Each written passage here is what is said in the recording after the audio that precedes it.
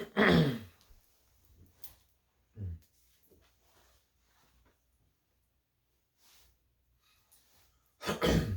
right, Shalom. First and foremost, I would like to give all praise and glory unto Yahweh, Bahashem, Yahweh Shai, Bahashem, Rakakadash. Double honors unto the apostles and the elders of GMS who rule well, teach well, being great examples to our young brothers.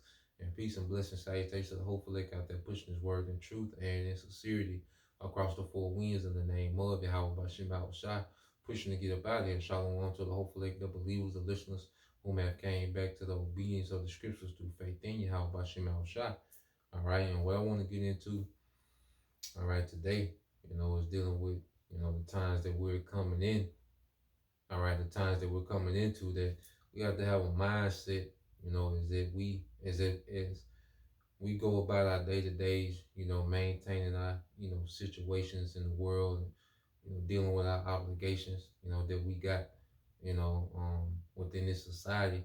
We have to have a mindset that any day now, we have to be ready to let go of everything, for the sake of the kingdom, because our people, you know, um, in the world, their mindset when this society collapse, their mind is going to go into survival mode to try to salvage, their current life.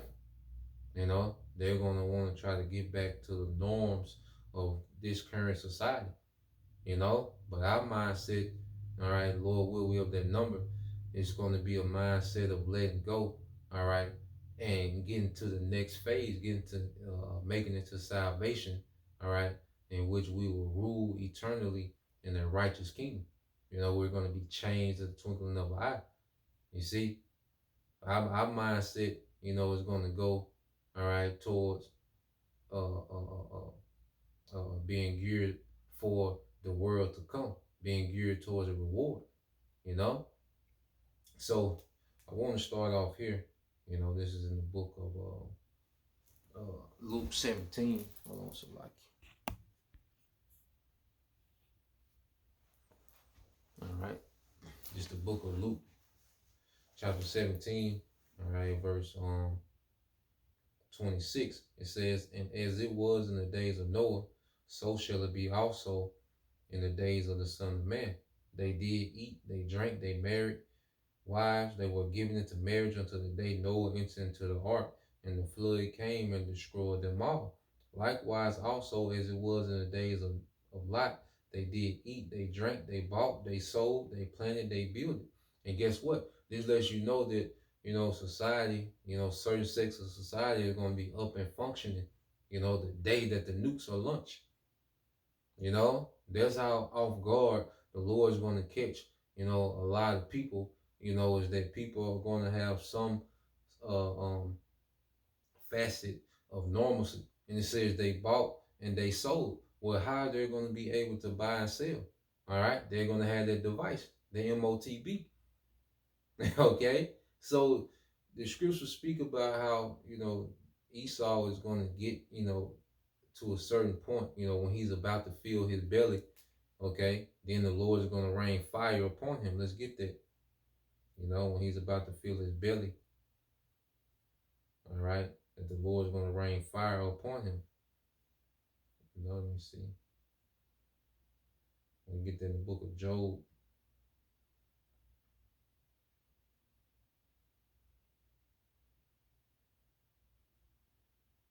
It's the book of Job, chapter 20, verse 23. Well, I started 22. It says, "In the fullness, all right, of his sufficiency, he shall be in straits.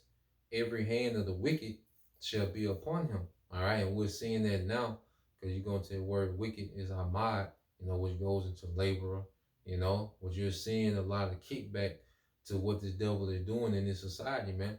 Amongst the working class, amongst, you got the farmers protesting in Europe, in Germany, it's a lot that's going against this devil. Okay?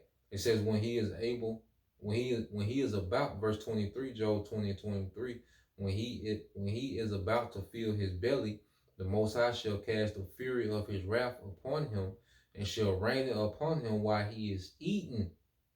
Okay? And the peak of the Lord's wrath is going to be the missiles and Yahweh Shai. And that's what's going to be sent on this society as this devil, is establishing his new world order. He's going to allow, to see it partially up and running. That's why I said people going to be buying and selling. Okay? They're going to be marrying, which is just living their day-to-day lives, man. Because people are going to bow down, all right, to the beast to get back to their normalcy, man. But we have to have a mindset of letting all these things go. Okay, and waiting on the Lord. Go through that straight gate, that gate of difficulty, man. Okay, in which we have prophecy where the Lord said we're going to be all right. We're going to be all right, man. Okay, so we just got to have faith that the Lord going to have this thing play out, all right, to where we're going to be preserved for salvation, man. Okay, no matter what situation we find ourselves in, man. If we have that number, we're going to be preserved for salvation. Even if we have to die for the testimony of Yahushua, guess what? We're still preserved for salvation to be changed at the twinkling of an eye, just as those that remain, as the scriptures say in Thessalonians, man. Okay? So let's get this here. Let's go back to Luke. Okay, this is the book of Luke, chapter 17. All right, and 27, it said they did eat, they drank, they married, they were given in marriage until the day Noah entered into the ark, and the flood came and destroyed them all. Likewise also, as it was in the days of Lot, they did eat, they drank, they bought, they sold, they planted, they builded. But the same day that Lot went out of Sodom, it rained fire and brimstone, all right, from heaven and destroyed them all. So it's the same scenario being set up, because you go into it's like the Lord is combining the judgment of Sodom and Gomorrah, okay, and the flood. That's why the John saying what? A lake of fire. A lake is used to describe what? A body of water. Except it was fire. Okay, the destruction of Sodom and Gomorrah was water. Okay, was fire. The destruction during the time of Noah was water. Okay, so that lake of fire is like the Lord combining that judgment in America, man. He's going to flood this place with fire. All right, and people are going to be engulfed. Okay, and then they're going to be caught off guard. Why? Because they're going to be so, their mind is going to be towards, trying to establish normalcy, all right, in the chaos, man. Okay, it says, verse 30, it says, even thus shall it be in the day when the Son of Man is revealed. All right, because when the nukes are launched, Yahweh Shai is going to show up in that time. Okay, and it says in that day, in that day he shall be upon the housetop, and he and his stuff in the house, let him not come down to take it away, and he that is in the field, let him likewise not return back. Yeah, their mindset of what? Of a pilgrim. Okay, it said, remember Lot's wife. Okay, when she looked back, it's gonna be a lot of our people that's gonna look they're not gonna be ready to let these things go. Their heart is still gonna be attached to their worldly possessions and their lifestyle. Because America is a lifestyle of convenience. Pretty much the average person, especially your middle class, upper middle class, you're living like royalty with the convenience that's offered here, man. And Esau is going to present the sea hill as even more convenience, man. And a lot of people are going to be snared in that trap. They're gonna consider, Lot's wife, her heart was in her possessions, her lifestyle, man. Okay. Verse 33 says, whosoever shall seek to save his life shall lose it, and whosoever shall lose his life shall preserve it. Okay, so we have to have a mindset to lose our life. Okay, lose our lifestyles. Okay, lose our comforts. All right, to gain Yahushua, to gain salvation, man. Okay, when we're really going to begin to live when we're changed, man. all right, and placed in rulership. Okay, and remember, Yahweh Shai, he when he taught, he was always referring, to teachings of the Old Testament, precepts of the Old Testament.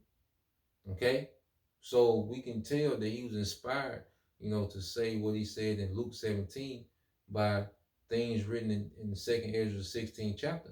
Okay, this is second Ezra 16, all right, and 37 said, "Behold, the plagues draw nigh and are not slack, is when a woman with child in the 9th month bringing forth her son with 2 or 3 hours of her birth, great pains compass her womb, which pains when the child cometh forth, they slack not a moment. Even so shall not the plagues be slack to come upon the earth, and the world shall mourn, and sorrow shall come upon it on every side." And we're entering into that time. All right, 2024 has been very active, these first 13, 14 days, man. Okay, these are the birth pains of a collapse of a society, all right, and the ushering in of a new kingdom. Okay, it's going to be a very uncomfortable transition, man. All right, and people, all right, are going to be desperate for normalcy and comfort. Okay, and Esau is going to present, hey, that pseudo salvation, that device, the MOTB, man, the sea hip.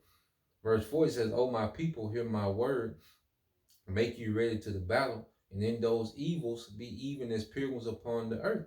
Okay, the White House, I say, hey, he on the housetop, don't even go back in the house.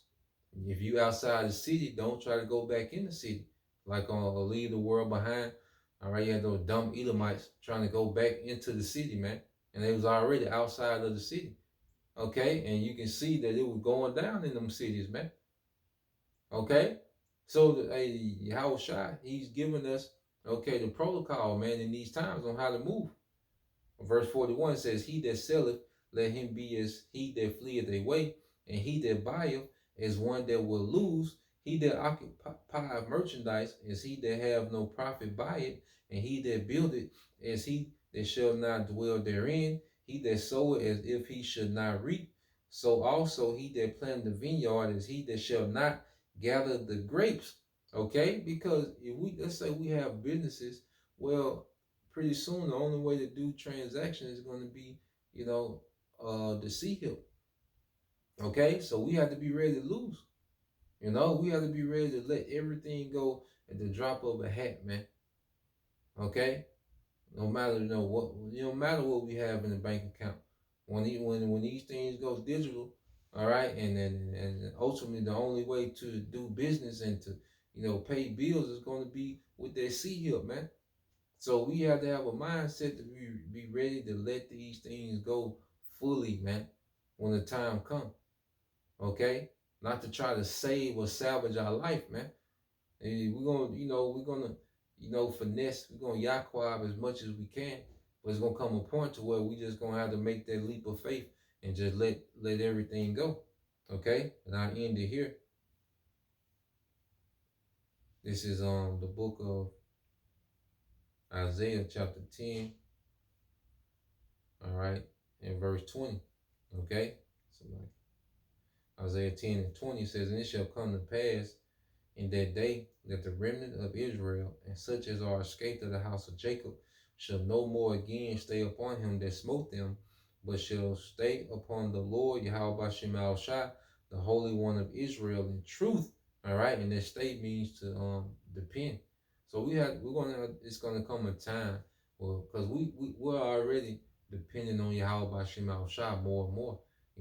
That's why brothers start going into the herbs more, than depending on this man's, industry. Okay, brothers are, believers, sisters as well. We're starting to transition to where we don't trust, his food. We eat the best of the worst, but we don't trust the standard American diet.